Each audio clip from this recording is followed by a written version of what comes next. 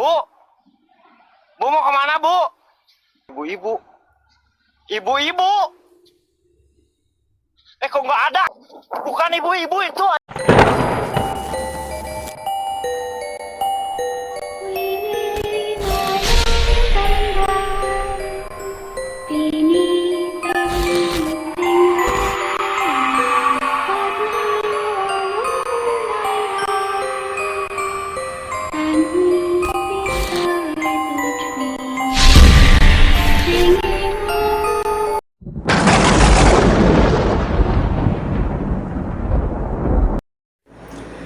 Saya akan membentangkan konsep etika dan peradaban barat.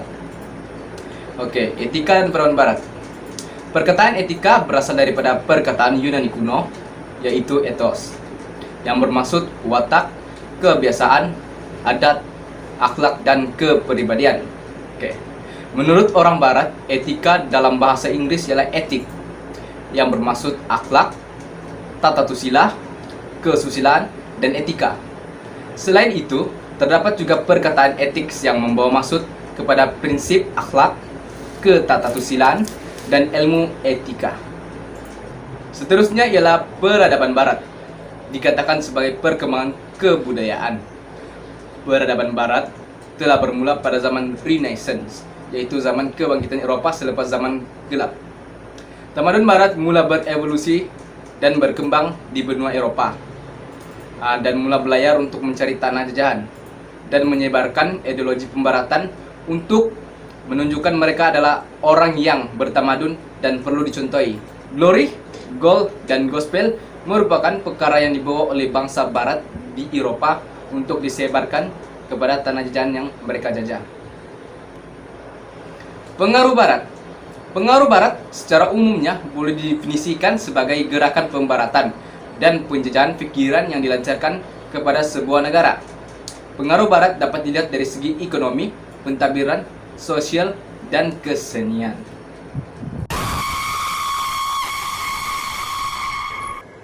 Pengaruh etika dan peradaban barat dalam masyarakat Malaysia dari segi sosial. Yang pertama ialah cara berpikir. Barat mengubah cara masyarakat Malaysia berpikir lebih kepada pemikiran terbuka, iaitu lebih moden. Contohnya, masyarakat kurang mempercayai tentang perkara yang digelar pantang larang, petua, dan lain-lain yang dianggap sebagai karut. Kedua, sosial kekeluargaan, di mana Barat mengiktiraf berkesedudukan tanpa nikah, pasangan sejenis, dan keibubapaan tunggal. Ia merupakan perkara yang tidak sesuai sama sekali dengan masyarakat Islam di negara Malaysia. Implikasi dominasi Barat terhadap sosial ialah masyarakat dunia kini lebih mengenali tamadun Barat berbanding tamadun mereka sendiri, lalu pincanglah penghormatan diri seseorang individu. Kehidupan sosial mereka turut terjejas kerana terlalu taksub dan mengejar kemewahan dan kesenangan dunia, lantas membelakangkan agama sendiri. Dominasi terhadap pemikiran membantutkan proses pembentukan modal insan. Seterusnya ialah pengaruh etika dan peradaban Barat dalam masyarakat Malaysia dari segi pendidikan. Yang pertama ialah sekolah Melayu. Sekolah ini mengajar kanak-kanak berbangsa Melayu menulis, mengira, dan ilmu kesihatan. Tujuan sekolah Melayu ini ditubuhkan ialah membaik taraf orang Melayu dan menjadikan mereka petani atau nelayan yang lebih baik. Kedua ialah sekolah khas, di mana sekolah ini merupakan sekolah bagi golongan bangsawan sahaja. Tujuan sekolah ini ialah melatih golongan bangsawan yang tercerdik menjadi pegawai pentadbir British. Ketiga ialah maktab perguruan. Maktab ini melatih guru-guru bagi sekolah rendah Melayu. Maktab ini merupakan sambungan pendidikan selepas sekolah rendah bagi kanak-kanak Melayu. Keempat ialah sekolah India dan Cina. Kaum Cina dan India mempunyai sekolah persendirian. Sekolah ini menggunakan bahasa bangsa mereka sendiri. Mereka tidak didedahkan kepada masyarakat dan kebudayaan pribumi di tanah Melayu. Terakhir ialah sekolah Inggeris. Sekolah ini terbuka kepada semua kaum. Sekolah ini bernama Penang Free School, King Edward, dan Victoria Institution. Pengaruh Barat banyak memberi kesan negatif kepada pemikiran rakyat, yaitu amalan sekular. Barat mementingkan amalan sekular dalam pengisian kurikulum, penggunaan bahasa Inggeris sebagai bahasa pengantaran, dan sekaligus menjadikan subjek bahasa Inggeris sebagai subjek penting di sekolah biasa dan vernakular. Hal ini menyebabkan ada segelintir masyarakat Malaysia yang bukan kaum Melayu tidak fasih dalam bahasa Melayu kerana bahasa ibunda diketepikan oleh Barat semasa penjajahannya. Assalamualaikum warahmatullahi wabarakatuh. Nama saya Alif Irsyad bin Muhammad Yusof dan saya akan membentangkan tentang budaya popular. Jadi persoalannya, apakah itu budaya popular? Jadi budaya popular ini adalah pengumpulan produk-produk budaya seperti kesusasteraan, seni, tarian, cyber, filem, fashion, muzik dan televisyen dan radio. Jadi budaya popular ini membawa maksud yang sama dengan budaya massa. Apakah itu budaya massa? Budaya massa ini diambil daripada perkataan Jerman iaitu Mass dan Kultur. Okay, Mass ini ialah golongan rakyat bukan bangsawan yang tidak berpelajaran ataupun lebih dikenali sebagai golongan kelas rendah pertengahan iaitu kelas pekerja. Manakala kultur pula membawa maksud budaya tinggi yang diminati oleh golongan elit yang berpelajaran dalam masyarakat. Jadi, budaya massa ini secara keseluruhannya membawa maksud satu penghasilan simbolis yang diminati oleh golongan majoriti yang berbudaya. Okey, seterusnya, budaya massa atau budaya popular ini dapat dikenal pasti melalui beberapa ciri.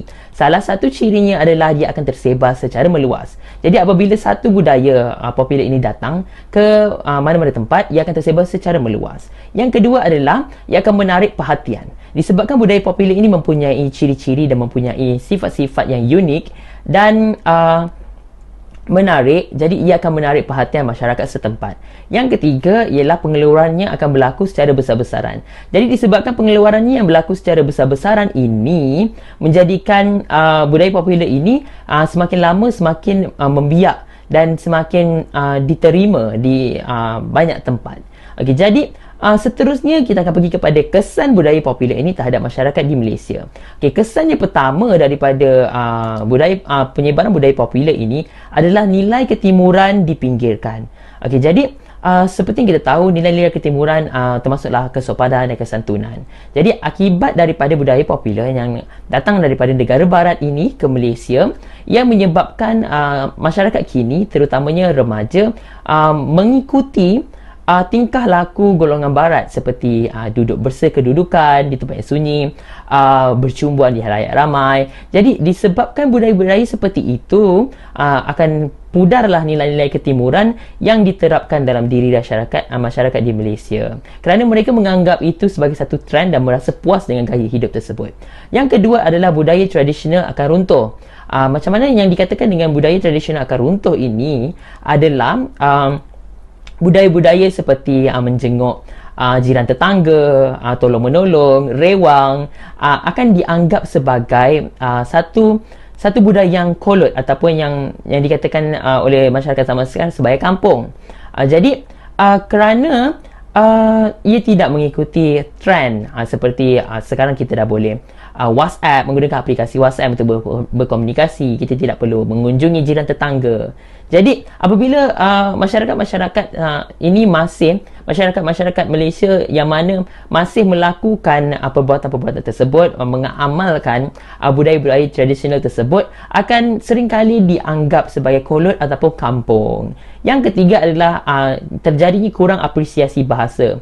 Disebabkan bahasa Inggeris dipandang tinggi akibat daripada budaya popular ini, mereka akan membuat kesimpulan bahawa siapa yang boleh bertutur dalam bahasa Inggeris akan dianggap wow, berprestige dan akan dianggap sebagai golongan-golongan atasan. Manakala mereka yang masih tidak boleh bertutur dalam bahasa Inggeris ataupun mereka yang lebih selesa dengan bahasa Melayu akan dianggap sebagai kolot dan kampung. Ini menyebabkan pencampuran bahasa seperti bahasa rojak.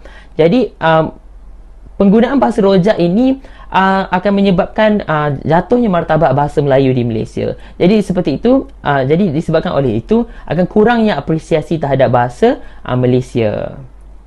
So itu adalah kesan-kesan daripada budaya popular. Saja daripada saya. Terima kasih. Pengaruh etika barat dalam masyarakat dari segi ekonomi. Yang pertama ialah setelah menjajah tanah Melayu, Barat mula mengembangkan sistem ekonominya. Ini telah menyebabkan sistem ekonomi Islam yang telah diamalkan oleh masyarakat tanah Melayu sejak Islam bertapak sekian lama mula terhapus secara perlahan-lahan. Penggunaan sistem mata wang kertas yang diperkenalkan oleh orang barat telah menyebabkan mata wang Melayu yang berasaskan emas dan perak mula dihapuskan. Perkara ini sebenarnya bermula setelah kejatuhan Daulah Khalifah pada tahun 1924. Semenjak itu, sistem ekonomi dunia telah dikuasai oleh Barat dan ini memberikan ruang kepada mereka untuk memperkenalkan sistem mata wang kertas kepada dunia tidak terkecuali Tanah Melayu. Hal ini memberikan pelbagai impak negatif dan juga positif kepada masyarakat seperti memudahkan aktiviti pertukaran barang di antara pengguna dan pembeli dengan adil dan saksama dan bukan seperti sistem barter yang tidak adil dan boleh mewujudkan perselisihan. Selain itu, sistem mata wang juga berkembang dan digunakan untuk mengklasifikasikan kategori masyarakat seperti kaya dan miskin. Kerana sistem mata wang memainkan peranan penting dan menjadikan sebagai perkara wajib yang diperlukan dalam kehidupan masyarakat. Impak yang seterusnya ialah masyarakat terlalu fokus dalam cara mendapatkan wang dengan mudah, cepat dan banyak bagi menguasai segala kekayaan yang ada di sekitar mereka. Hal ini memberikan kesan seperti peningkatan kadar jenayah seperti meragut, mencuri, merompak dan sebagainya. Barat telah mengamalkan sistem ekonomi secara kapitalis. Dan sebenarnya sistem ini adalah berasaskan riba. Dengan riba, para kapitalis menggunakan sistem berhutang secara suatu perniagaan yang sangat menguntungkan pihak mereka sambil memberikan tekanan kewangan kepada orang lain. Sistem ini memberikan kesan seperti kapitalis menyebabkan sikap kemanusiaan antara masyarakat semakin berkurang dan melampau kerana masyarakat hanya memfokuskan keuntungan sahaja dan mereka sanggup melakukan apa sahaja perkara mahupun perkara itu mendatangkan pelbagai kesan negatif seperti pembuangan toksik di sungai. Contohnya, dalam kes pembuangan haram kimia beracun di Pasir Gudang, motivasinya tidak lain dan tidak bukan adalah untuk memaksimumkan keuntungan. Sama ada yang melakukan jenayah itu kilang atau kontraktor atau pembuangan. Tujuan mereka adalah untuk mengurangkan kos supaya keuntungan menjadi lebih besar. Sistem ekonomi campuran. Sistem ini merupakan satu sistem ekonomi hasil daripada campuran di antara sistem kapitalis dan sistem sosialis. Melalui sistem ini, kerajaan dan pihak persendirian dan swasta bekerjasama untuk membentuk suatu pasaran yang lebih adil. Dasar-dasar kerajaan yang digubal secara menyeluruh dan merangkumi semua pihak, termasuk pihak swasta atau persendirian. Kerajaan hanya sebagai pentadbir, tetapi kerajaan boleh campur tangan dalam pasaran serta urusan ekonomi dan kewangan apabila keadaan memerlukan. Hak kerajaan dan persendirian akan digembling untuk kebaikan rakyat jelata. Walaupun kerajaan menjadi pemilik kepada bahan-bahan tertentu, namun pihak swasta juga dibenarkan terlibat dalam kegiatan-kegiatan perniagaan yang besar serta menjadi pemilik kepada industri-industri gergaji yang penting di negara. Bahkan, pelbagai insentif akan diberikan untuk mengeratkan kegiatan sektor swasta oleh kerajaan sendiri. Sistem ini juga telah diperkenalkan oleh Barat dalam sistem ekonomi kita, Malaysia pada masa kini. Ekonomi campuran memberikan kesan kepada masyarakat seperti mengurangkan perbezaan pendapatan antara bahagian masyarakat dengan memberikan peluang yang sama untuk bekerja, pekerjaan dan pendidikan. Terdapat hampir pengagihan kekayaan negara antara semua rakyat negara ini sehingga mengurangkan jurang pendapatan. Akhir sekali istilah pecah dan perintah. Segala lazimnya dengan masyarakat di Malaysia dan majoriti daripada kita tahu tentang istilah tersebut, iaitu satu tindakan yang telah menjadi punca wujudnya jurang antara kaum sama ada dari sudut ekonomi dan juga polarisasi kaum. Kemasukan imigran iaitu Cina dan India menyebabkan penduduk di Tanah Melayu telah diperintah berdasarkan istilah pecah dan perintah. Kaum-kaum terbesar di Malaysia dipecah-pecahkan iaitu kaum Cina tinggal di bandar-bandar menjalankan perniagaan dan juga di kawasan-kawasan perlombongan sebagai pelombong. Dan mereka lah sebenarnya memiliki aset yang tinggi di ekonomi Malaysia. Sementara orang-orang Melayu tinggal di luar bandar sebagai petani atau nelayan kecil. Kaum India kebanyakan pula sebagai buruh kasar kerajaan dan pekerja di ladang. Pada hakikatnya, kegiatan ekonomi orang-orang Melayu dan India adalah bercorak sara diri. Keadaan ini menyebabkan kedudukan ekonomi masyarakat Bumiputera, khususnya Melayu, menjadi lemah dan ketinggalan.